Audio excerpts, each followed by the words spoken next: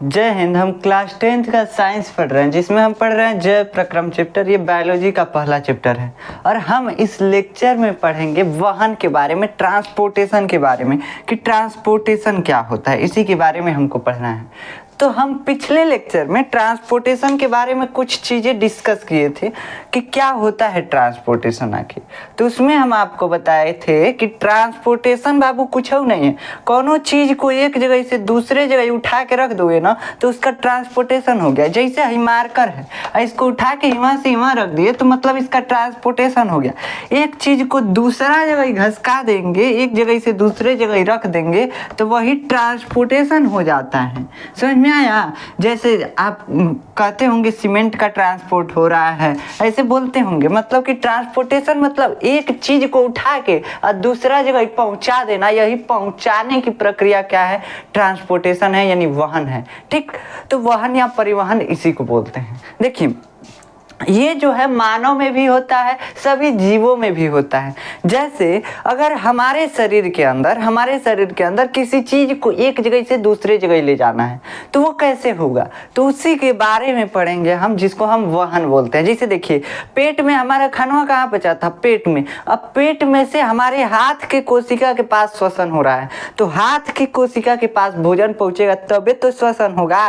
कहाँ से कि हथुओं में ऊर्जा चाहिए और ऊर्जा बनाने के लिए श्वसन करना पड़ता है। तो हाथ का कोशिका जब श्वसन करेगा तब ऊर्जा बनेगा। और श्वसन कौन चीज से करेगा? भोजन से। अब भोजन पचा कहाँ है? पेट में। तो पेट में से इसको उठा के पहले यहाँ दो, हाथ के कोशिका में, और उसके बाद ऑक्सीजन को ले जाके हाथ के कोशिका में दो, तब जाके ना श्वसन होगा, तब जाके ऊर्जा बनेगा। तो ये दोनों चीज को यहाँ से यहाँ तक पहुँचाने की प्रक्रिया जो है, यही है ट्रांसपोर्टेशन यानी वहन। तो ट्रांसपोर्टेशन क्या है? ट्रांसपोर्टेशन मतलब हमारे शरीर के अंदर किसी एक चीज को दूसरे जगह पे पहुंचाना, किसी पदार्थ को एक जगह से दूसरी जगह पहुंचाना ही ट्रांसपोर्टेशन है। ये हम पिछले लेक्चर में डिस्कस कर चुके हैं। उसमें हम बताए थे मानव में वहन के बारे में, यानी ट्रांसपोर्टेशन इन ह्यूमन, यानी मानव में वहन कैसे होता है, हमारे अंदर वहन यानी परिवहन कैसे होता है। हम भी तो मानव ही हैं, दानव तो आपको दिख नहीं रहे हैं, कंफ्यूजन नहीं ना है। देखिए, हम दानव नहीं दिख रहे हैं, मानव ही हैं। देखिए, हमारे अंदर ट्रांसपोर्टेशन कैसे होता है। ठीक, ट्रांसपोर्टेशन कैसे होता है, इसी के बारे में हमको पढ़ना है। तो हमारे अंदर ट्रांसपोर्टेशन करने के लिए, वहन करने के लिए, हम आपको बताए थे दो चीजें होती हैं, दो मशीनरी लगी होती है, रक्त परिवहन तंत्र और एक लिम्फ परिवहन तंत्र। तो ये क्या करता है? मतलब जैसे देखिए, अगर हमको बाहर कुछ चीज, बड़ा चीज ढोना है तो या तो ट्रक लाएंगे, नहीं तो टाली लाएंगे।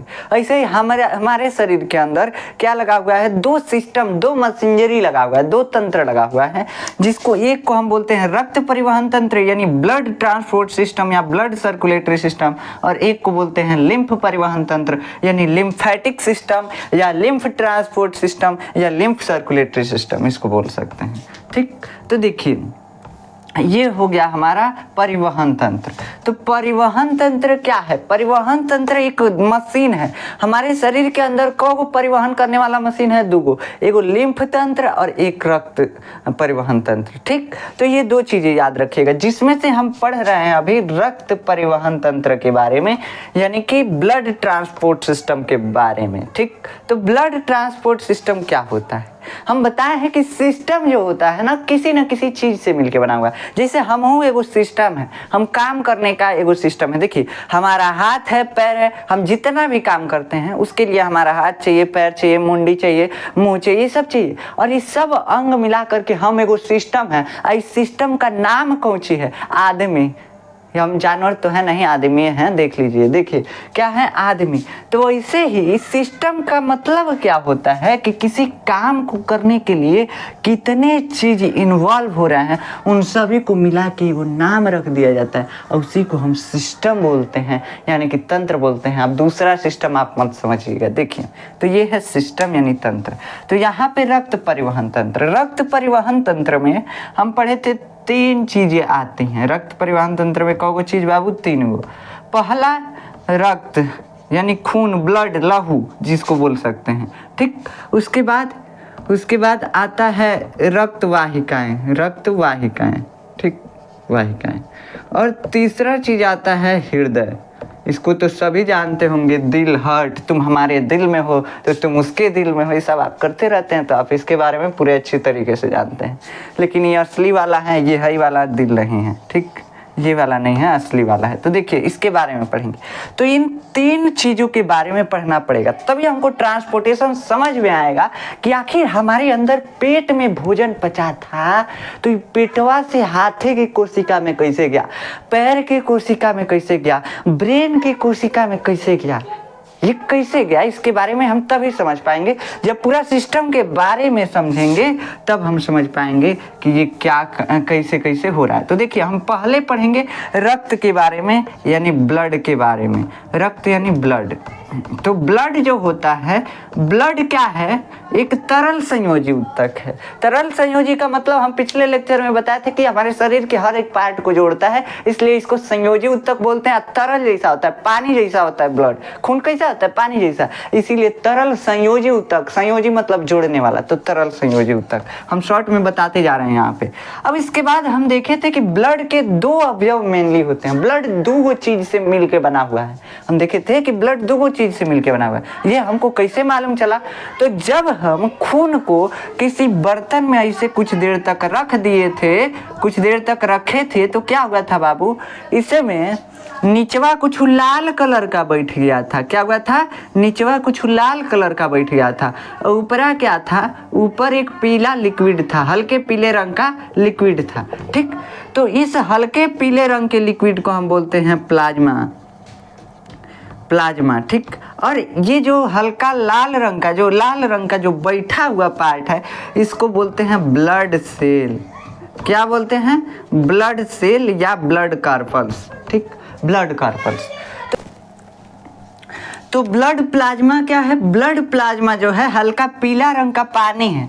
इसमें क्या होता है, ब्लड प्लाज्मा हल्का पीला रंग का पानी है। मतलब देखिए हम जब खून को रख देते हैं कुछ देर ना, तो नीचवा कुछ बैठ जाता है और ऊपर पानी जैसे हो जाता है। जैसे माटी पानी को घोर देंगे तो क्या होगा, उसमें दिखेगा ऊपर पानी जैसा और नीचे कुछ देर बाद माटी बैठ जाएगा। वैसे ही सेम ब्लड है, खून है, जब तक दौड़ते रहेगा तब तक तो सही रहेगा, और जब हम शरीरवा से बाहर निकाल के रखेंगे उसमें जो है दोनों अलग अलग हो जाएंगे, सब दोनों मतलब बट जाएंगे। जो ब्लड कार्पल्स हैं, ब्लड सेल्स हैं, वो नीचे बैठ जाएंगे, और जो ब्लड प्लाज्मा है पानी जैसा है ऊपर चला जाएगा। तो ये पियरका पनिया को हम हल्का पीला कलर का पानी है, इसको क्या बोल रहे हैं, ब्लड प्लाज्मा। ये हम आपको पिछले लेक्चर में दिखाए भी हैं। और नीचे जो है ये क्या है, ब्लड सेल या ब्लड कार्पल्स है।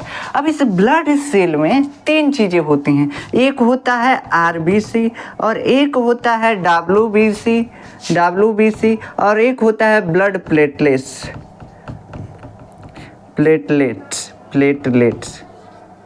देखिएगा हमारा मीनिंग गलत होगा तो प्लेटलेट्स, ठीक, प्लेटलेट्स, ठीक। तो ये होता है ब्लड प्लेटलेट्स। तो ब्लड प्लेटलेट्स और डब्ल्यूबीसी और आरबीसी, ये 3 चीजें पाई जाती हैं ब्लड में। क्या होता है आरबीसी, आरबीसी एगो कोशिका है। हम बताए थे कि ब्लड में यानी खून में कुछ कुछ तैरता रहता है। ब्लड कोशिकाएं निलंबित रहती हैं। क्या बताए थे, निलंबित रहती हैं। और निलंबित का मतलब क्या बताए थे, निलंबित का मतलब हम ये बताए थे कि जैसे मिट्टी जो होता है पानी में घुला नहीं रहता है, बस उसी में हौड़ा गया रहता है, समझ रहे हैं, मतलब एकदम मिल गया होता है, जिससे माटी कलर का पनिया दिखने लगता है, लेकिन कुछ देर बाद वो रखने पे बैठ जाता है। सेम वैसे ही ब्लड में यानी खून में ना कोशिका तैरते रहेंगे, सब एकदम मिले रहेंगे सब, और कुछ देर रख देंगे बस नीचे आके बैठ जाएंगे सब, ठीक। तो यही होता है। तो ये जब होता है तो इसमें क्या होता है, ये जो बैठ जाता है ये क्या है, ब्लड कोशिकाएं हैं। मतलब कि खून के अंदर भी कोशिका तैरती रहती हैं। तो तैर रही हैं इसलिए इसको बोल रहे हैं निलंबित कोशिकाएं हैं। क्या है, निलंबित कोशिकाएं हैं। अभी 3 तरह की कोशिकाएं थी, 3 तरह की निलंबित कोशिकाएं थी, आरबीसी, डब्ल्यूबीसी और ब्लड प्लेटलेट्स। डब्ल्यूबीसी और ब्लड प्लेटलेट्स, ये था 3 चीजें। अब हम समझेंगे सबसे पहले आरबीसी के बारे में। हम प्लाज्मा के बारे में डिटेल से पढ़ चुके हैं पिछले लेक्चर में ही। हम इसमें शुरू कर रहे हैं ब्लड सेल, जिसमें हम पहले पढ़ेंगे आरबीसी के बारे में, जिसको हम बोलते हैं रेड ब्लड कार्पल्स। क्या बोलते हैं बाबू, रेड ब्लड कार्पल्स। तो याद रखना फुल फॉर्म आरबीसी का, रेड ब्लड कार्पल्स, या हिंदी में बोलते हैं लाल रक्त कणिकाएं। ये लाल रक्त कणिकाएं जो होती हैं ये सबसे ज़्यादा रक्त में पाई जाती हैं, सबसे ज़्यादा इसी कोशिका की मात्रा होती है। जितने भी हम बताए हैं आरबीसी, डब्ल्यूबीसी, इसमें से सबसे ज़्यादा आरबीसी होता है। उस तो सबसे ज़्यादा रक्त में, सबसे ज़्यादा खून में पाई जाने वाली कोशिका कौन सी है? तो आरबीसी है। अब ये आरबीसी जो होता है ये किस आकार का होता है? तो देखिए आकार इसका उभयावतल होता है। उभयावतल का मतलब, उभयावतल कौन सी आकार है? यह नहीं समझ में आ रहा होगा आपको। तो देखिए टेबलेट देखे हैं, टेबलेट जो खाया जाता है, गोल गोल टेबलेट देखे होंगे। अब उस टेबलेटवा के बिचवा में खाल कर दीजिए, दोनों ओरिया से खाल कर दीजिए, वो टेबलेट कौन आकार का हो जाएगा? उभयावतल। देखिए ऐसे ऐसे गोल गोल टेबलेट है, ठीक, ऐसे टेबलेट है। अब बिचवा में दोनों ओर या बिचवा में खाल है, तो वही क्या हो जाएगा? उभयावतल। आपके स्किन पे स्ट्रक्चर भी आ रहा होगा आरबीसी का। तो देखिए आरबीसी इसी टाइप का होता है। उभयावतल मतलब दोनों ओर अवतल जैसे है। अवतल दर्पण हम पढ़ाए थे ना फिजिक्स में, ऐसे उभयावतल, उभय मतलब दोनों तरफ, अवतल मतलब खाल है बिचवा बिचवा में, समझ रहे हैं? तो यही है उभयावतल। तो उभयावतल आकृति का होता है। इसका जो व्यास होता है आरबीसी का, ये व्यास जो होता है 7 माइक्रोमीटर होता है। अब ये माइक्रोमीटर जो है बहुत छोटा यूनिट है लंबाई को नापने का। एक माइक्रोमीटर बराबर होता है 10⁻⁻6 मीटर। अब इतना याद रखने का जरूरत नहीं है, बस छोड़िए कि माइक्रोमीटर है, ठीक। तो छोटा इकाई है दूरी को नापने का, बहुत छोटी है ये। 7 माइक्रोमीटर बहुत छोटा दूरी है, बहुत छोटा है, जिसको हम देख भी नहीं सकते, लगभग उतना छोटा दूरी है, ठीक। तो समझ लीजिए 7 माइक्रोमीटर का इसका व्यास होता है। इसकी मोटाई मतलब देखिए ये है आपका आरबीसी, ये है आपका आरबीसी। इसकी मोटाई, ये जो इतना मोटाई है ये कितना होता है? तो 2 माइक्रोमीटर होता है, या और ही कम होता है, ठीक। तो ये 2 माइक्रोमीटर होता है। इसके आकार के बारे में बता दीजिए, ये किस कलर का होता है? तो रेड कलर का होता है, ठीक। तो ये 3 चीज़ें आपको मालूम चलिए। तो इसका रंग होता है लाल, आकार होता है उभयावतल, व्यास होता है 7 माइक्रोमीटर और मोटाई होता है 2 माइक्रोमीटर। तो देखिए ये हो गया आपका आरबीसी, ठीक। आरबीसी का आकार वगैरह आपको समझ में आ गया होगा। अब देखिए ये जो होता है आरबीसी, इसका जीवन काल होता है 120 दिन तक। मतलब कि 120 दिन तक इसका जो भी काम है, जो भी काम करने वाला है ब्लड में, अभी हम बताएंगे क्या काम करेगा, घबराइए नहीं। देखिए जो भी काम करेगा, जो कुछ भी ढोने का काम करेगा आरबीसी 120 दिन करेगा। आज जन्मेगा तो 120 दिन तक जन्म से अपनी करेगा, और उसके बाद ही मर जाएगा, कहेगा हमसे अब काम नहीं होगा, तो इसको निपटा दिया जाएगा। निपटा देने का मतलब कि शरीर से बाहर कर दिया जाएगा इस आरबीसी को, ठीक। अब कैसे किया जाता है ये आपके सिलेबस में नहीं है, ये आप प्लीहा या तिल्ली में इसकी मृत्यु हो जाती है, आप जानते होंगे, ठीक। तो ये बस समझिए कि इसकी मृत्यु हो जाती है 120 दिन बाद। 120 दिन बाद ये कोनो काम का नहीं होता है आरबीसी। 120 दिन तक काम करेगा, उसके बाद मर जाएगा एक आरबीसी, फिर दूसरा उसके जगह पे आएगा, फिर वो भी मरेगा, फिर उसके जगह पे तीसरा, ऐसे चलता रहता है, ठीक। अब ये आरबीसी जो होता है इसमें केंद्रक अनुपस्थित होता है, जो वयस्क आरबीसी होता है। वयस्क मतलब पूरी तरह से डेवलप हो गया, अपने काम के लिए पूरी तरह से सही है, तो उसको हम डेवलप बोलते हैं, या वयस्क बोलते हैं, या मैच्योर आरबीसी बोल सकते हैं। तो ये मैच्योर आरबीसी जो होता है, जैसे देखिए छोटका बचवा जब है तो बच्चा है, लेकिन जैसे वो 12 साल से 14 साल 18 साल के बीच हुआ तो क्या हो गया? मैच्योर हो गया, मतलब वयस्क हो गया, बड़ा हो गया। ऐसे सेम आरबीसी के साथ है। जो वयस्क आरबीसी होता है उसमें केंद्रक नहीं होता है। क्या नहीं होता है बाबू? केंद्रक नहीं होता है, यानी न्यूक्लियस नहीं होता है। आप जानते हैं कि किसी भी कोशिका में न्यूक्लियस होता है, किसी भी कोशिका में न्यूक्लियस होता है, यानी कि केंद्रक होता है, लेकिन आरबीसी में केंद्रक नहीं होता है, इतना याद रखिएगा। तो कितनी चीजें आपको याद हुई कि सबसे ज्यादा ब्लड में पाए जाने वाला कोशिका आरबीसी, जीवन काल 120 दिन, मतलब 120 दिन बाद ही काम का नहीं रहेगा। इसका रंग जो होता है लाल होता है, आकार उभयावतल होता है, इसका व्यास 7 माइक्रोमीटर, मोटाई 2 माइक्रोमीटर। अब ये दूसरा पॉइंट, तीसरा पॉइंट जो है ये याद करने लायक नहीं है, इसे आप याद कर लेंगे तो सही रहेगा, ठीक। ये पेपर में नहीं पूछता है तो इसलिए हम बोल रहे हैं याद करने लायक नहीं है। वयस्क आरबीसी में केंद्रक अनुपस्थित रहता है, ये पूछ सकता है, ठीक। तो वयस्क आरबीसी में केंद्रक नहीं होता है। केंद्रक आप जानते हैं क्या होता है, आप 9th में पढ़ेंगे। रक्त में मात्रा, मतलब कि इसके रक्त में कितनी मात्रा होती है, पूरे खून में कितनी मात्रा होती है। तो बाबू जब हम 1 माइक्रोलीटर 1 माइक्रोलीटर खून लेंगे तो उसमें इसकी संख्या होगी 4.7 मिलियन। अब इसका मतलब MILLION, यानी कि 1 माइक्रोलीटर खून में इसकी मात्रा होगी 47 लाख। क्या होगा बाबू? 47 लाख। ठीक, तो 4.7 मिलियन का मतलब 47 लाख। 47 लाख आरबीसी 1 माइक्रोलीटर में। अब इसको अगर आपको निकालना है कि 1 लीटर में कितना, तो 1 लीटर में देखिए एक माइक्रोलीटर, यहाँ पे 1 माइक्रोलीटर की जगह पे 1 × 10⁻6 कर देंगे, लीटर में बदल जाएगा। और इसको भी 4.7 × 10⁶ कर दीजिएगा, इतना लाख।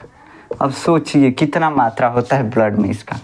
तो 1 लीटर में इसकी मात्रा, इसको जब मतलब ये लीटर में बदल गया तो ये 1 लीटर हो गया, 1 लीटर। ठीक, इसमें 1 माइक्रो की जगह पे आप जैसे यहाँ पे देखिए 1 × 10⁻6 माइक्रोलीटर हो जाएगा, माइक्रोलीटर। और इतना माइक्रोलीटर को हम 1 लीटर बोलते हैं। ठीक, तो 1 लीटर में इसकी संख्या कितनी हो गई? 47 लाख। 47 × 10⁻6 लाख, बहुत ज़्यादा हो जाएगा। तो इसीलिए कम मात्रा में ही हम निकाल के देखते हैं। तो कम मात्रा में यानी 1 माइक्रोलीटर में 4.7 मिलियन यानी कि 47 लाख। देखिए मिलियन, 1 मिलियन का मतलब होता है 10 लाख। ठीक, 10 लाख। तो यहाँ पे 4.7 मिलियन यानी 10 से गुणा कर दीजिए तो 47 लाख। 47 लाख आरबीसी की कोशिकाएं 1 माइक्रोलीटर ब्लड में होती हैं। ठीक, यही कह रहा है। तो इसकी मात्रा पुरुषों में इतनी होती है 47 लाख से 61 लाख आरबीसी प्रति माइक्रोलीटर। महिलाओं में 4.2 यानी 42 लाख से 54 लाख 1 माइक्रोलीटर में इसकी संख्या होती है। ठीक, महिला में कम होता है, आप जानते हैं कहाँ कम होता है, खून का मात्रा भी कम है, आरबीसी का मात्रा भी कम है, इसीलिए एकदम लुजुर पुजुर रहती हैं सब महिलाएं। एकदम पुरुष जो होता है एकदम मतलब किसी भी काम को करने के लिए एकदम सही रहता है। ठीक, अब महिलाएं एकदम मतलब आलसीपन होता है उनमें, इसी के कारण कि आरबीसी उसमें कम होगा। अभी बताएंगे कैसे। देखिए आरबीसी में हीमोग्लोबिन उपस्थित होता है। अब हीमोग्लोबिन कौन सी है ये पूछेंगे तो बस देखिए, हीमोग्लोबिन जो है एगो पदार्थ है जो आरबीसी के अंदर रहेगा। ये कौन सी काम करेगा? तो हीमोग्लोबिन जो है फेफड़ा से ऑक्सीजन उठाएगा और ले जाके कोशिका के पास पहुँचाएगा। यही देखिए फेफड़ा के पास जैसे जाएगा तो फेफड़ा के पास आरबीसी गया, आरबीसी में कौन सी है? हीमोग्लोबिन। हीमोग्लोबिन से ऑक्सीजन मिलेगा तो ऑक्सी हीमोग्लोबिन बना देगा, ऑक्सी हीमोग्लोबिन। देखिए जैसे ऑक्सीजन का ब्याह किससे हुआ? हीमोग्लोबिन से हुआ, तो ये ऑक्सी हीमोग्लोबिन हो गया। समझ रहे हैं? ऑक्सी हीमोग्लोबिन मतलब बिहौती हो गया ये, समझ रहे हैं? तो देखिए यहाँ पे ये है हीमोग्लोबिन आरबीसी में, आरबीसी के अंदर हीमोग्लोबिन है। और फेफड़ा के पास आया आरबीसी, फेफड़ा के पास आरबीसी आया, ऑक्सीजन है फेफड़ा में, ऑक्सीजन से जैसे हीमोग्लोबिन जुड़ेगा इसको बोल देंगे ऑक्सी हीमोग्लोबिन। ऑक्सी हीमोग्लोबिन क्या बोलेंगे बाबू? Oxy haemoglobin. ठीक, और ये ऑक्सी हीमोग्लोबिन का है कहाँ से कि अभी इसके साथ ऑक्सीजन जाके सट गया है, इसलिए ऑक्सी हीमोग्लोबिन। ऑक्सीजन नहीं सटा होता तो ऐसे हीमोग्लोबिन सिंपल रहता। और जैसे ऑक्सी हीमोग्लोबिन बना ये तुरंत पहुँचेगा कोशिका के पास, कहेगा देखो देखो हम ऑक्सीजन लेके आए हैं, चाहिए तुमको? तो दे देगा कोशिका को, कहेगा कार्बन डाइऑक्साइड हमको दो, तो फिर से कार्बन डाइऑक्साइड लेकर के ये आरबीसी के अंदर जो हीमोग्लोबिन है वो कार्बन डाइऑक्साइड को ले लेगा और फिर से वापस चलाएगा फेफड़ा में। ठीक, यही काम करता है। तो ऑक्सी हीमोग्लोबिन कैसे बनता है? तो आरबीसी जब फेफड़ा के पास जाएगा, देखिए आरबीसी में कौन सी है? हीमोग्लोबिन। तो बस समझिए कि कौन सी हीमोग्लोबिन जाएगा फेफड़ा के पास। कहाँ जाएगा बाबू? हीमोग्लोबिन है फेफड़ा है, फेफड़ा में ये एल्विली है, एल्विली पे रहता है रक्त के शिकाएं, इसी में हीमोग्लोबिन है। हीमोग्लोबिन कहाँ जाएगा? एल्विली के पास, एल्विली से ऑक्सीजन लेगा और ऑक्सी हीमोग्लोबिन बनाएगा। मतलब ऑक्सीजन के साथ जैसे सटा, जैसे हीमोग्लोबिन ऑक्सीजन के साथ सटा, ऑक्सी हीमोग्लोबिन, ऑक्सी हीमोग्लोबिन। ठीक, ये हो गया। और जैसे ऑक्सी हीमोग्लोबिन बना तैसे ही कोशिका के पास जाएगा, कहेगा हम तुम्हारे लिए कोई गिफ्ट लाए हैं। तो क्या होगा? ये जो कोशिका कहेगा दो, तो कहेगा देंगे, लेकिन उसके बदले हमको चाहिए कार्बन डाइऑक्साइड। तो ये कार्बन डाइऑक्साइड को लेके चला आता है फिर वापस फेफड़ा में। ठीक, लेकिन इसको कार्बन डाइऑक्साइड पसंद नहीं होता है, लेकिन क्या करे, ये भी इसको पसंद करता है ना कोशिका को, तो इसीलिए दिक्कत हो जाता है, कोशिका से नहीं पसंद वाली चीज़ों को भी इसको लेना पड़ता है। तो देखिए यही होता है, क्या होता है बाबू, हीमोग्लोबिन जाएगा फेफड़ा के पास, ऑक्सी हीमोग्लोबिन बनाएगा, ऑक्सी हीमोग्लोबिन सीधा आएगा कोशिका के पास, कोशिका में ऑक्सीजन दे करके और ये हीमोग्लोबिन बन जाएगा। और हीमोग्लोबिन फिर से क्या करेगा, ऑक्सीजन जैसे देगा पहले अपना अवस्था में आ जाएगा, पहले वाला अवस्था में आ जाएगा, ठीक। उसके बाद ये कार्बन डाइऑक्साइड इसको हीमोग्लोबिन को फिर ये कोशिका दे देगी। अब ये हीमोग्लोबिन जो है कार्बन डाइऑक्साइड को लेकर के फिर से आया फेफड़ा के पास, यही करेगा, यहाँ से वहाँ, वहाँ से यहाँ, यहाँ से वहाँ, यहाँ से वहाँ, ऐसे करता रहेगा, मतलब दौड़ा पे लगा हुआ है, दौड़ा पे लगा हुआ है। तो ये होता है हीमोग्लोबिन का काम, हम समझा दिए। तो रक्त में हीमोग्लोबिन जो होता है, सॉरी आरबीसी में हीमोग्लोबिन उपस्थित होता है। अब रक्त में हीमोग्लोबिन की मात्रा कितनी होती है, तो देखिए पुरुषों में इसकी मात्रा ज़्यादा होती है, तभी श्वसन ज़्यादा होता है, जिससे एनर्जेटिक रहते हैं पुरुष सब, और स्त्री सब, महिलाएं सब एकदम लेरुआल रहेंगी, सब एकदम मतलब आलसपन से, हमसे काम वाम नहीं होगा, मतलब एकदम समझ लीजिए कि आलसीपन रहता है उसमें। काहे से कि उसमें हीमोग्लोबिन में कम होता है। देखो पुरुष में हीमोग्लोबिन की मात्रा 1 लीटर में, पुरुष में हीमोग्लोबिन की मात्रा देखिए 1 लीटर खून में पुरुष में हीमोग्लोबिन की मात्रा 120 ग्राम से लेकर के 180 ग्राम तक होता है। अब आप सोचते होंगे हीमोग्लोबिन है क्या, तो ये वो पदार्थ है जो कि फेरस से बनता है, मतलब कि आयरन से बनता है। तो इसीलिए महिलाओं को ज़्यादा आयरन की ज़रूरत पड़ जाती है, कमज़ोर हो जाते हैं, तो आयरन का गोली दिया जाता है जिससे कि हीमोग्लोबिन उनका बने, ठीक। तो आयरन से मिलकर के हीमोग्लोबिन बनता है, आयरन मतलब समझते हैं ना, लोहा, तो आयरन से मिलकर के हीमोग्लोबिन बनता है बस। तो हीमोग्लोबिन कौन चीज़ है, लोहा से बना हुआ एगो पदार्थ है, आयरन से बना हुआ एगो पदार्थ है जो ब्लड में रहता है। अब ये क्या काम करता है, तो ये ऑक्सीजन को ढोने का काम करता है। ये पुरुष के ब्लड में कितना रहता है, तो 1 लीटर खून में 120 से 180 ग्राम रहेगा, लेकिन महिला के खून में क्या रहेगा, 120 ग्राम से 140 ग्राम तक अधिकतम होगा, 140 ग्राम से अधिक नहीं होगा, कम में रहता है, 40 ग्राम इससे कम रहेगा, ठीक। तो कम रहता है महिलाओं में इसका हीमोग्लोबिन की मात्रा। तो हीमोग्लोबिन कम रहता है, इसीलिए लेरुआई रहती हैं सब महिलाएं, इसीलिए उन लोगों में जांगर उतना नहीं होता है, ठीक।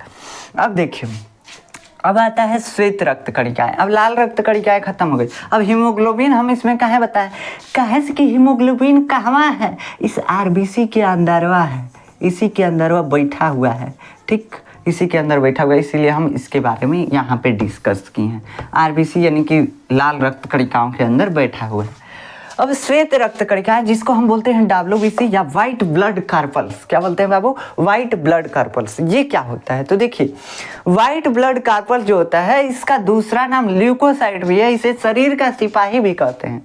तो आरबीसी का कौगो नाम याद करो, श्वेत रक्त कणिकाएं, उसके बाद डब्ल्यूबीसी, उसके बाद वाइट ब्लड कार्पल्स, उसके बाद ल्यूकोसाइट, शरीर का सिपाही। 5 गो नाम हुआ कि नहीं हुआ, 5 गो नहीं हुआ। देखो डब्ल्यूबीसी को हम वाइट ब्लड कार्पल्स बोलते हैं, तो 5 गो कहाँ से हुआ, तो देखो श्वेत रक्त कणिकाएं, उसके बाद डब्ल्यूबीसी यानी कि वाइट ब्लड कार्पल्स, और उसके बाद क्या हो गया ल्यूकोसाइट, और शरीर का सिपाही भी इसको बोलते हैं। तो शरीर का सिपाही क्यों बोलते हैं अभी बताते हैं। देखिए तो इसका 2 नाम याद रखना, श्वेत रक्त कणिकाएं और ल्यूकोसाइट, इंग्लिश में डब्ल्यूबीसी यानी वाइट ब्लड कार्पल्स। तो 2 नाम है इसका, ज़्यादा नहीं है, ये शरीर के सिपाही ऐसे ही बोला जाता है। ये जो है हमारे शरीर में रोगों से लड़ने में रक्षा करता है। अब बुखार हुआ तो बुखार के बैक्टीरिया को मारने का ही काम करेगा। कोनो जीवाणु के वजह से कोई रोग हुआ उसका भक्षण कर लेगा, कहेगा तुम हमारे शरीर में रोग फैला हो, तुरंत उसको खा जाएगा, खा करके उसका एंटीबॉडीज बना देगा। एंटीबॉडीज मतलब देखिए जो डब्ल्यूबीसी है, इस बैक्टीरिया को, मान लीजिए ये बैक्टीरिया है, ट्यूबरक्लोसिस है, हमारे अंदर ऐसे ट्यूबरक्लोसिस का एंटीबॉडीज नहीं बनता है, लेकिन देखिए ये ट्यूबरक्लोसिस बैक्टीरिया है जिससे टीबी होता है, ठीक। तो टीबी वाला बैक्टीरिया है, चाहे टाइफाइड वाला बैक्टीरिया ले लो, टाइफी सैल्मोनेला होता है, सैल्मोनेला टाइफी ऐसे कुछ नाम होता है टाइफाइड वाले मतलब कि बैक्टीरिया का। तो ये हो गया। अब ये क्या करता है ये आया हमारे शरीर में, रोग फैलाया। लेकिन बैठा हुआ था यहाँ आरबीसी, देख रहा था, कह रहा था चाचा आप आ गए क्या? तो जाता है तुरंते भक्षण कर लेता है, मतलब इसको खा लेता है। आप देहात में इस भाषा का नाम सुने होंगे, भक्षला सुने होंगे ना, खाने को बोला जाता है। तो ये होता है, तो ये भक्षण जो विज्ञान का भाषा देखो देहात में आ गया है यार। तो देखो यहाँ पे क्या होता है, भक्षण कर लेता है। ये जो है WBC इस वायरस को सॉरी इस बैक्टीरिया को खा लेगा, खा करके इसी को एंटीबॉडीज बना देगा। मतलब कि देखेगा इसमें कौन सी है, कहीं हमारे शरीर में रोग फैला रहा है, अब इसको लड़ने वाला बना देगा उस दूसरे बैक्टीरिया से। मान लीजिए दूसरा कोई फिर टाइफाइड वाला बैक्टीरिया आया, तो इसको ऐसा बना दिया है कि इससे लड़ेगा ही, इससे लड़ेगा, लड़ करके इसको मार देगा। तो ये जो लड़ करके मार रहा है इसी को हम बोलते हैं एंटीबॉडीज। ठीक, बस इतना ही सिंपल है। ठीक, तो एंटीबॉडीज का निर्माण करता है, बस समझिए कि रोगों से हमारी रक्षा करता है। रोगों से मतलब रोगों से लड़ करके हमारी रक्षा करता है, बस इसीलिए इसको शरीर का सिपाही बोलते हैं। इसका जीवन काल जो होता है 13 से 20 दिन होता है। उसका कितना था याद करो, 120 दिन था। कितना था बाबू? 120 दिन था। इसका 13 से 20 दिन होता है। 13 से 20 दिन अपना काम करेगा, नहीं तो मर जाएगा, खत्म हो जाएगा। इसकी मात्रा रक्त में कितनी होती है? तो 1 माइक्रोलीटर खून में, 1 माइक्रोलीटर समझते हैं ना, बहुत ही कम होता है। 1 माइक्रोलीटर खून में इसकी मात्रा जो होती है 4500 से 11,000 WBC प्रति माइक्रोलीटर खून में उपस्थित होते हैं। मतलब कि WBC की संख्या 1 माइक्रोलीटर खून में या तो 4500 होगा, या तो 11,000 होगा, या तो इसके बीच में होगा कहीं। मतलब कि इन दोनों के बीच में ही उपस्थित होता है। लोवेस्ट जो है, सबसे कम अगर उपस्थित होना चाहिए WBC तो 4500 होना चाहिए 1 माइक्रोलीटर खून में, सबसे अधिक 11,000। ठीक, ज़्यादा अगर 11,000 से ज़्यादा बन रहा है मतलब आपके शरीर में कोनो इन्फेक्शन हुआ है तब WBC ज़्यादा बना है। कहाँ से कि शरीर का रक्षा करना है। जब इन्फेक्शन होगा तभी WBC ज़्यादा होता है। ठीक, तो WBC ज़्यादा तभी होगा। WBC ब्लड का एक पार्ट है, वाइट ब्लड कार्पल्स।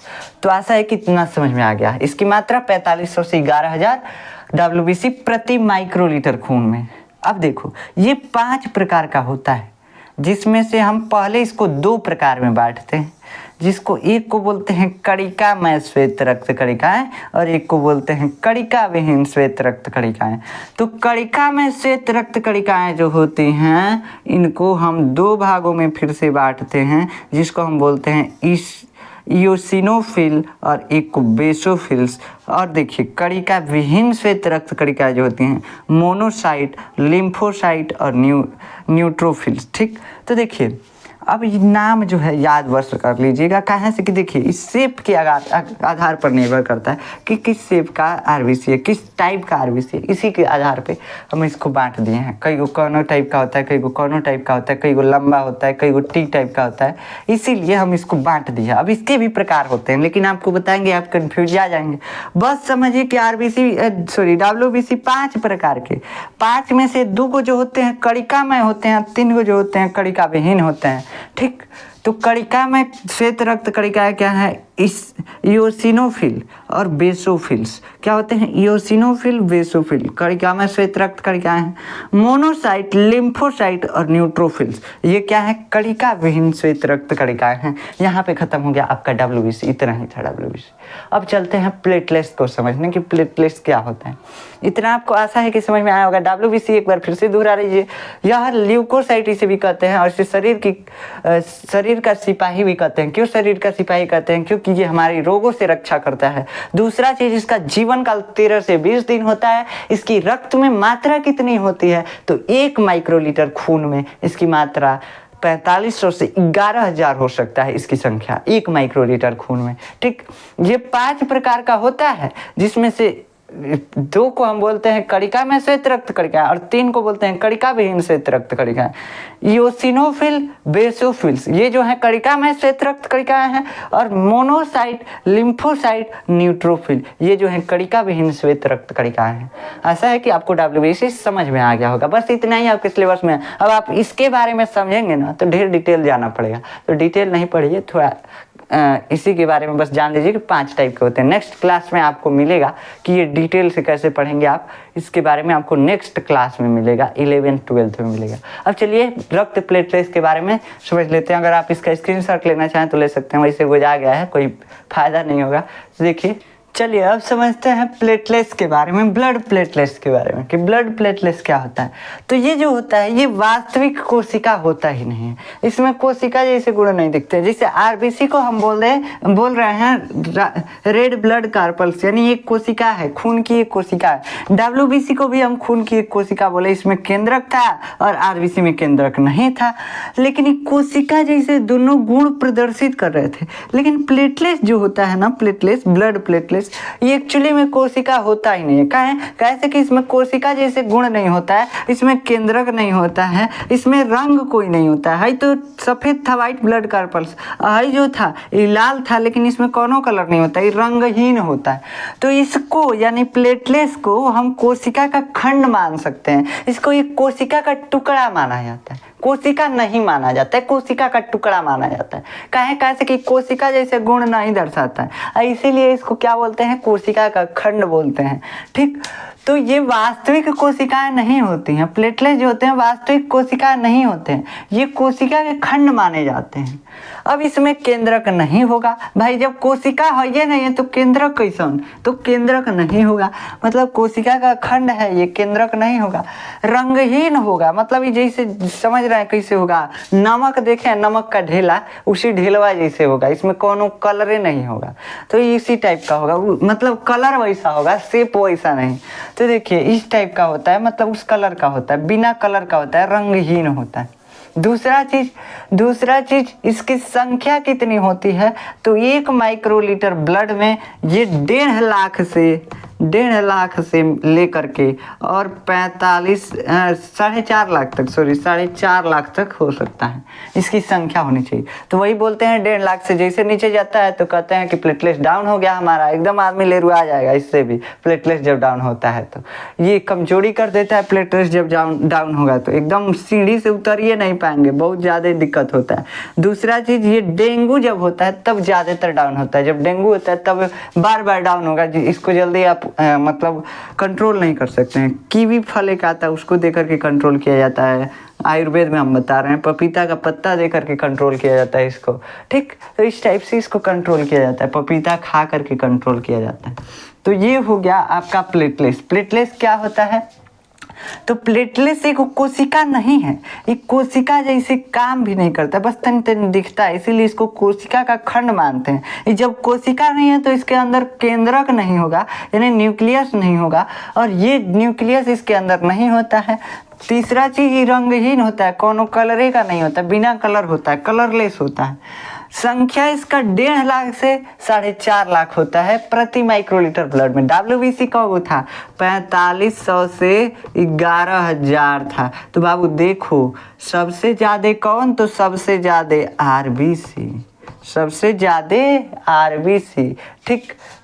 देखिए सबसे ज़्यादा आरबीसी, हाँ सबसे ज़्यादा आरबीसी। कैसे, आरबीसी जो था 47 लाख से लेकर के और 61 लाख था। उसके बाद डब्ल्यूबीसी कितना था, तो डब्ल्यूबीसी अभी बता रहे हैं हम आपको कि ये जो था 4500 से लेकर के 11,000 तक था, 11,000 तक डब्ल्यूबीसी। और प्लेटलेट्स कितना है, तो प्लेटलेट्स जो है ये है 1.5 लाख से लेकर के और कितना है बाबू 4.5 लाख प्रति माइक्रोलीटर। सब में हम खून का मात्रक एक कहीं लिए हैं कि माइक्रोलीटर में नापेंगे खून को, खून का नापने का बहुत छोटा मात्रक है माइक्रोलीटर, तो इसमें नापते हैं। तो 1 माइक्रोलीटर ब्लड में इस सब की संख्या है, तो 1 माइक्रोलीटर ब्लड में 47 लाख से 61 लाख है, 1.5 लाख से 45 लाख। तो सबसे ज़्यादा आरबीसी, उसके बाद प्लेटलेट्स, और सबसे कम जो होता है डब्ल्यूबीसी होता है। तो हमारे ब्लड के अंदर सबसे कम मात्रा किसकी, तो डब्ल्यूबीसी यानी व्हाइट ब्लड कार्पल्स, और सबसे ढेर कौन सी होगा, तो आरबीसी, ठीक। तो सबसे कम कौन, तो डब्ल्यूबीसी, सबसे ढेर आरबीसी और बीच में ये प्लेटलेट्स होता है। तो प्लेटलेट्स समझ में आ गया। प्लेटलेट्स जो होता है ये काम क्या करता है, तो हमारे खून के अंदर ये थक्का बनाने का मेनली काम जो है इसका थक्का बनाने का, और सारे काम भी होते हैं लेकिन आपको वो जानना नहीं है अभी, ठीक। अभी नेक्स्ट क्लास में वो जानेंगे आप। तो देखिए हमारे शरीर के अंदर प्लेटलेट्स क्या काम करता है, खून का थक्का बनाते हैं। तो कहेंगे खून का थक्का शरीर के अंदर में बना देगा तो खून प्रवाहित कैसे होगा, दौड़ेगा कैसे। तो देखो बाबू, इसका एक गुण होता है कि जब तक ये हवा के संपर्क में नहीं आएगा तब तक ये नहीं बनाएगा, मतलब कि खून का थक्का नहीं बनाएगा। उसमें एक प्रोथ्रोम्बिन प्रोटीन होता है जो बनाने नहीं देता है खून का थक्का, ठीक। तो देखिए खून का थक्का कैसे बनता है अभी हम इसके बारे में समझेंगे। बस पहले समझ लीजिए रक्त के कार्य के बारे में। आप पूरा रक्त का कार्य एक बार समझ लें क्या होता है। तो आरबीसी का काम कौन सी था, देखो पहले प्लाज्मा से शुरू करो। प्लाज्मा का काम हम कल ही बताए थे पिछले लेक्चर में कि प्लाज्मा जो है भोजन को ढोता है, भोजन पचे हुए भोजन का परिवहन करेगा। क्या करेगा बाबू, पचे हुए भोजन का परिवहन करेगा, हार्मोन्स का परिवहन करेगा। क्या करेगा, हार्मोन्स का परिवहन करेगा। और उसके बाद क्या काम करता है, उसके बाद उत्सर्जी पदार्थ का भी परिवहन करता है, ठीक। ये सब चीज़ों का परिवहन ब्लड करता है। और दूसरा चीज़ लवण का भी परिवहन यही करता है, लवण का भी, प्लाज्मा, ठीक। तो देखिए ये तीन को काम, पचा भोजन ढोएगा, हार्मोन्स ढोएगा, उत्सर्जी पदार्थ और लवण, ये तीन चीज़ें चार चीज़ें ये ढोएगा। तो ब्लड के काम ये चार हो गए। फिर आरबीसी से शुरू करते हैं। तो आरबीसी ऑक्सीजन और कार्बन डाइऑक्साइड का परिवहन करेगा। कहाँ से कि आरबीसी के अंदर वह बैठल है हीमोग्लोबिन, ये हीमोग्लोबिन ऑक्सीजन और कार्बन डाइऑक्साइड को होता है। तो सीधा हम कर सकते हैं कि आरबीसी कार्बन डाइऑक्साइड और ऑक्सीजन को होता है, सीधा बोल सकते हैं ना। तो सीधा बोल रहे हैं ऑक्सीजन और कार्बन डाइऑक्साइड का परिवहन आरबीसी का काम खत्म, आरबीसी का काम खत्म। डब्ल्यूबीसी रोगों से लड़ने में सहायता करेगा। डब्ल्यूबीसी रोग प्रतिरोधक आप समझ सकते हैं, रोग, ठीक। इसके बाद प्लेटलेट्स खून का थक्का बनाएगा। तो ये हो गया काम खून के। अब ये सब जो है खून का पार्ट है। तो खून का इतना काम, ब्लड का कितना काम, तो पचे भोजन का परिवहन, हार्मोन्स का परिवहन, उत्सर्जी पदार्थ का परिवहन, लवण का परिवहन, ऑक्सीजन का परिवहन, कार्बन डाइऑक्साइड का परिवहन, रोगों से लड़ने में क्षमता प्रदान करता है, प्रतिरक्षा क्षमता प्रदान करता है, रक्त का थक्का बनाता है। तो देखो यहाँ पे क्या लिखा हुआ है, पदार्थों के परिवहन में तो ऑक्सीजन और कार्बन डाइऑक्साइड का परिवहन रक्त का ही काम है, खून का ही काम है। पचे हुए भोजन का परिवहन मतलब पचा हुआ भोजन पेट से उठाएगा खून और ले जाके पैर के कोशिका के पास, हाथ के कोशिका के पास, मतलब ब्रेन के कोशिका के पास, हर एक कोशिका के पास भेज देगा, बांट देगा। तो इसका खून का काम हो गया। उसके बाद रक्त तक पहुंचाना, लवण का काम, लवण का परिवहन मतलब कि लवण का भी परिवहन, जो साल्ट होता है, नमक हमारे शरीर में जरूरी होता है। तो नमक का परिवहन करता है। नमक से बीपी हाई लो होता है, जानते हैं ना। तो ये नमक का परिवहन भी करता है, नमक को भी ढोएगा, हार्मोन्स को भी ढोएगा। लीवर से यूरिया को वृक्क तक पहुंचाता है। ये क्या होता है, हार्मोन्स का मतलब तो हम पिछले लेक्चर में बता चुके हैं। लीवर से लेकर के यूरिया को वृक्क तक पहुंचाता है। यूरिया क्या है, हमारा पेशाब है यूरिया। अब इसको क्या करता है, किडनी जो है खून में मिले हुए यूरिया को छानता है। आप जानते हैं किडनी को ही हम ब्रिक बोलते हैं। ब्रिसड़ मत बोल दीजिएगा, ब्रिसड़ अलगे हो जाएगा, ब्रिक अलगे हो जाएगा। तो ब्रिक मतलब किडनी। तो ब्रिक जो होता है ये हमारा पेशाब बनाता है, खून इसमें से आकर के साफ होके जाता है। खून में पहले से यूरिया रहता है, ब्रिक जो है यूरिया को छान के निकाल के पेशाब के थैली में हमारे जमा कर देता है। खून को कहता है तुम जाओ, तुम्हारा काम हो गया। तो खून चला जाता है, ब्लड चला जाता है। तो ये हो गया इसका काम, क्या, यूरिया को भी ढोता है, लीवर से ले जाकर किडनी के पास पहुंचाएगा। इसके बाद रक्त के रक्षात्मक कार्य मतलब हमको रक्षा करने में, हमारे शरीर की रक्षा करने में क्या क्या ये काम करता है। तो डब्ल्यूबीसी रोगाणुओं का भक्षण कर एंटीबॉडीज का निर्माण करता है, जिससे रोगों से हमारी रक्षा होती है। दूसरा चीज, प्लेटलेट्स चोट के समय रक्त का थक्का बना देता है। अब ये हमारा रक्षात्मक कार्य के सिवाय देखिए, कट गया कहीं, पता चला थक्के नहीं बना, खून का थक्के नहीं बन रहा, ब्लड हरदम बहते रहेगा। एक समय ऐसा आएगा हमारा सारा ब्लड खत्म, हम एकदम ऐसे गिर जाएंगे, मर जाएंगे, ठीक। तो क्या हो जाएगा, ये हमारी रक्षा करता है। प्लेटलेट्स क्या रक्षा करता है, तो खून को थक्का बनाता है। रक्त ऊष्मा का एक समान वितरण करता है हमारे शरीर में। आपको हम समझाएं कि रक्त जो है एक समान ऊष्मा का वितरण करता है। ऐसा नहीं होता है कि हमारा हाथ ढेर गर्म है, एक हाथ ठंडा है, एकदम पल्ला है, मुंडी ढेर गर्म है, सर ढेर गर्म है और पैर जो है एकदम पल्ला है, ऐसा नहीं होगा। सब शरीर का टेम्परेचर सेम रहता है। इसके लिए ब्लड उत्तरदायी होता है, ब्लड यह काम करता है। शरीर में जल का संतुलन बनाए रखता है। कम जहाँ जल रहेगा, ब्लड के पास जानते हैं पानी होता है, प्लाज्मा में 92% तो पानी होता है और 8% न घुला हुआ पदार्थ। तो 92% वैसे कुछ कम करके दे देगा, फिर पानी आएगा, ब्लड में मिल जाएगा, फिर ब्लड पूरा हो जाएगा। मतलब ऐसे होता रहता है। ये क्या करता है, पानी का भी संतुलन बनाए रखता है शरीर में। दूसरा चीज क्या है, रक्त का थक्का बनना। ये कैसे बनता है, ये सबसे मेन बात है। इसको समझना बहुत कठिन है, तो समझिए। देखिए होता क्या है, जैसे हमको चोट लगा, हमारे शरीर के ऊपर क्या है, उत्तक है। ये उत्तक कौन सी, तो उत्तक कुछ हो नहीं बाबू, कोशिका के समूह को उत्तक बोल दिए। कई गो कोशिका का समूह बना लिए और यही समूह उत्तक है। तो जब हमको चोट लगता है तो यही उत्तक क्षतिग्रस्त हो जाता है, कोशिका क्षतिग्रस्त हो जाता है। कोशिका का समूह ही तो उत्तक है। तो जब चोट लगता है तो यही क्षतिग्रस्त हो जाता है, नष्ट हो जाता है। तो ये जो होता है, चोट वाले जगह पे जो नष्ट हुए उत्तक हैं वो फट जाते हैं सब। और जो खून से आ रहा है, खून जो बह रहा है, उसमें प्लेटलेट्स तो होगा, प्लेटलेट्स होता है ना खून में। तो देखिए प्लेटलेट्स आ गया और चोटिल उत्तक, मतलब चोट जिसको लगाए, जिस उत्तक को हमारे शरीर के ऊपर, ये दोनों फटेंगे सब, दोनों ब्लास्ट कर जाएंगे सब, बम जैसे। अब इतना तेज नहीं, लेकिन ब्लास्ट कर जाएंगे सब। जैसे ब्लास्ट करेंगे सब, इन दोनों के अंदर से निकलेगा थ्रोम्बोप्लास्टिन। क्या निकलेगा, प्लास्टिन। ये क्या है, तो थ्रोम्बोप्लास्टिन एगो प्रोटीन है, बस इतना समझो, एगो पदार्थ है, ठीक। तो थ्रोम्बोप्लास्टिन कुछ लिक्विड निकलेगा, कुछ निकलेगा पानी जैसा। इन दोनों के अंदर से, किसके अंदर से, प्लेटलेट्स के और चोटिल उत्तक के। मतलब जो चीज चोट खाया हुआ है, जैसे हमारे हाथ का यहाँ का उत्तक चोट खा गया यहाँ का, तो यहाँ का उत्तक क्या करेगा, फट करके अपने अंदर से थ्रोम्बोप्लास्टिन निकालेगा। और जो खूनवा यहाँ से बह रहा है उसमें प्लेटलेट्स है, वो फटेगा, वो थ्रोम्बोप्लास्टिन निकालेगा।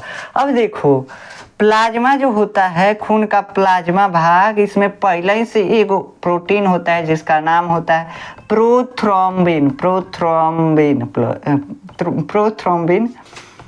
प्रोटीन। अब ये जो होता है असक्रिय होता है, मतलब सक्रिय नहीं होता। यही जो है असक्रिय रहेगा तो खून का थक्का नहीं बनेगा, और जब सक्रिय हो जाएगा तो कहेगा जम जल्दी खूनवा जमा देगा। मतलब जमाने का काम कौन करेगा, ये प्रोथ्रोम्बिन, जो प्रोथ्रोम्बिन प्रोटीन है प्लाज्मा के अंदर। प्लाज्मा कौन सी, तो ब्लड में जो ऊपर पानी बचा था वही प्लाज्मा भाग है। तो ये है आपका, इसमें कण है कौन कौन सा, आरबीसी, डब्ल्यूबीसी और प्लेटलेट्स। ये कण है, ऊपर वाला प्लाज्मा भाग है। तो इसी प्लाज्मा में प्रोथ्रोम्बिन नाम का एक प्रोटीन होता है। यही अगर अक्रिय है, मतलब काम लायक कोनो नहीं है, एकदम सुस्त अवस्था में सूता हुआ है, तब तो खून नहीं जमेगा। लेकिन जैसे ही जग जाएगा, सक्रिय हो जाएगा, तो खून जमने लगेगा। अब इसको जगाने के लिए प्लेटलेट्स काम करता है ज़्यादातर, इसीलिए बोलते हैं कि प्लेटलेट्स खून का थक्का बनाते हैं। प्लेटलेट्स जाके प्रोथ्रोम्बिन को कहेगा चाचा उठिए, यहाँ पे कट गया है, तो उठा देगा प्रोथ्रोम्बिन को। और प्रोथ्रोम्बिन को जैसे उठाएगा, ये सक्रिय हो जाएगा, तुरंत अपना काम करेगा, ब्लड को थक्का बना देगा। अब कैसे उठाएगा देखिए क्या होगा, कटा हुआ जो भाग है वहां से कुछ उत्तक जो है बहुत कम मात्रा में थ्रोम्बोप्लास्टिन निकालते हैं, लेकिन प्लेटलेट सबसे ज्यादा निकालेगा। तो थ्रोम्बोप्लास्टिन से जैसे प्रोथ्रोम्बिन क्रिया करेगा, ये सक्रिय हो जाएगा, मतलब जग जाएगा। जैसे ही जग जाएगा, सक्रिय हो जाएगा, इसका नाम रख देते हैं थ्रोम्बिन। क्या बाबू, थ्रोम्बिन प्रोटीन। क्या बोलते हैं, थ्रोम्बिन प्रोटीन। सक्रिय हो गया। अभी सक्रिय थ्रोम्बिन जो है फाइब्रिनोजिन के साथ क्रिया करता है। फाइब्रिनोजिन क्या होता है, तो फाइब्रिनोजिन जो है ना, ये भी इसी में एक प्रोटीन होता है, घुला हुआ प्रोटीन प्लाज्मा में, रक्त के प्लाज्मा भाग में एक घुला हुआ प्रोटीन होता है जिसको हम फाइब्रिनोजिन बोलते हैं, फाइब्रिनोजन। अब क्या होता है, एक बार इसको मिटा लेने दीजिए। मिटा लेते हैं हम। यहाँ पे स्ट्रक्चर बनाए हुए हैं, आप देख लीजिएगा। तो देखिए पहले क्या हुआ, प्लेटलेट से थ्रोम्बोप्लास्टिन नामक एगो पदार्थ निकला, जो पहले से इसमें कौन सी है, ब्लड में एक नीचे वाला भाग तो हमको समझ में आता है कि ये क्या है, ये एक ब्लड सेल है। ऊपर है प्लाज्मा भाग, प्लाज्मा भाग में कौन प्रोटीन, एगो प्रोथ्रोम्बिन और एगो फाइब्रिनोजिन।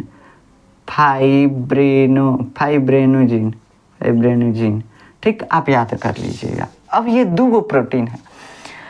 इस कण में से, इस कोशिका के कण में से क्या काम आया, तो प्लेटलेट्स। अब ये प्लेटलेट्स जैसे फटा, अपने अंदर से थ्रोम्बोप्लास्टिन निकाला, थ्रोम्बोप्लास्टिन। अभी जैसे थ्रोम्बोप्लास्टिन मिला कौन सी से, प्रोथ्रोम्बिन से, इसको बना दिया ये थ्रोम्बिन प्रोटीन, थ्रोम्बिन। अभी थ्रोम्बिन प्रोटीन बना, जैसे सक्रिय हो गया, इसको जाके जगाएगा फाइब्रिनोजिन को। फाइब्रिनोजिन रक्त में घुला हुआ है, इसको जाके कहेगा तुम कहाँ घुला हुआ है, तुरंत ये क्या हो जाएगा, घुलेगा नहीं, फिर से फाइब्रिनोजिन तंतु जैसे संरचना बना देगा, फाइबर बना देगा। फाइब्रिनोजन क्या बनाएगा, फाइब्रिनोजन तंतु बनाएगा, यानी फाइबर बनाएगा। तो देखो ब्लड बह रहा है हमारे कटे हुए भाग से, क्या बन गया बाबू, फाइबर, मतलब रेसा टाइप का स्ट्रक्चर बन गया। और रेसा टाइप का स्ट्रक्चर मिल करके वो जाली बना देता है कटल का जगह पे। और जैसे जाली बनेगा, है आरबीसी बड़ा कोशिका है, डब्ल्यूबीसी बड़ा कोशिका है, आके इस जलिया में फंस जाएंगे सब, इस जलिया में आके फंस जाएंगे सब। और जैसे फंसेंगे, यही रक्त का थक्का बन गया। और जैसे थक्का बना, अंदर से ब्लड निकलना बंद हो जाता है। देखो कितना बढ़िया तरीका है। जब तक ये प्लेटलेट्स हवा के संपर्क में नहीं आएगा, फटेगा नहीं। जब तक ये चोटिल तक चोट नहीं खाएंगे, तब तक नहीं फटेंगे। और जब तक ही नहीं फटेंगे, थ्रोम्बोप्लास्टिन नहीं निकलेगा। और जब तक थ्रोम्बोप्लास्टिन नहीं निकलेगा, प्रोथ्रोम्बिन जगेगा ही नहीं। और जब जगेगा नहीं, तो ये फाइब्रिनोजिन घुला रह जाएगा, कब धागा तंतु बनेबे नहीं करेगा। तो सबसे ज़्यादा जरूरी प्लेटलेट्स है। जब प्लेटलेट्स कम, तो क्या होगा, जब कम हो जाएगा तो खून का थक्का नहीं बनेगा, जो ये फाइबर बन जा रहा है, जाली जैसे संरचना बन जा रहा है, ये बनेगा ही नहीं कटे हुए जगह पे, जिससे खून का थक्का नहीं बनेगा। ठीक, तो आशा है कि आपको समझ में आया होगा खून का थक्का बनता कैसे है। तो एक बार यहाँ से समझ लीजिए, प्लेटलेट्स प्लस चोटिल ऊतक फटेंगे, सब फटते हैं, जिसे थ्रोम्बोप्लास्टिन नामक एक पदार्थ निकलता है। अब ये थ्रोम्बोप्लास्टिन ब्लड में जो प्लाज्मा भाग में प्रोथ्रोम्बिन प्रोटीन है, उससे जाके चिपक जाता है। जैसे चिपकता है, जग जाता है। कहते हैं तुम्हें हो का, तो ये खुश हो जाता है, जग जाता है। लेकिन ये जैसे जगता है, इसका नाम हम रख देते हैं थ्रोम्बिन।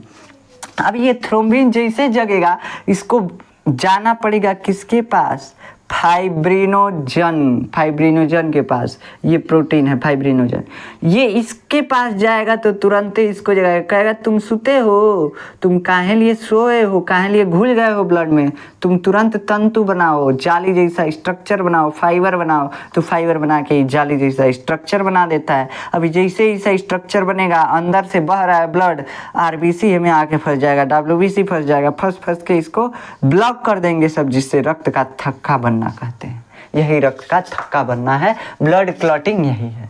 तो आशा है कि आपको इसके बारे में समझ में आया होगा। अगर आपको इस चैप्टर का नोट्स चाहिए तो आप जाकर देखेंगे, डिस्क्रिप्शन में आपको मिल जाएगा पीडीएफ नोट्स का लिंक। ऐसे हम इस चैप्टर के ख़त्म होने के बाद नोट्स डालते हैं। तो देखिए ये नोट्स जो है आपको मिलेगा चैप्टर जब ख़त्म होगा तभी। तो देखिए आपको नोट्स वहाँ पे डिस्क्रिप्शन में मिल जाएगा, लिंक दिया होगा। अगर आप इसका पिछला लेक्चर देखना चाहते हैं इस चैप्टर का, तो हम वहाँ पे दे देंगे आपको इस चैप्टर का प्लेलिस्ट का लिंक भी दे देंगे, तो आप जाकर वहाँ से देख सकते हैं। तो चलिए मिलते हैं नेक्स्ट लेक्चर में। नेक्स्ट लेक्चर में हम रक्त वाहिकाओं के बारे में पढ़ेंगे और हृदय के बारे में पढ़ेंगे। तो यही पढ़ेंगे नेक्स्ट लेक्चर में। तो मिलते हैं नेक्स्ट लेक्चर में, तब तक के लिए जय हिंद।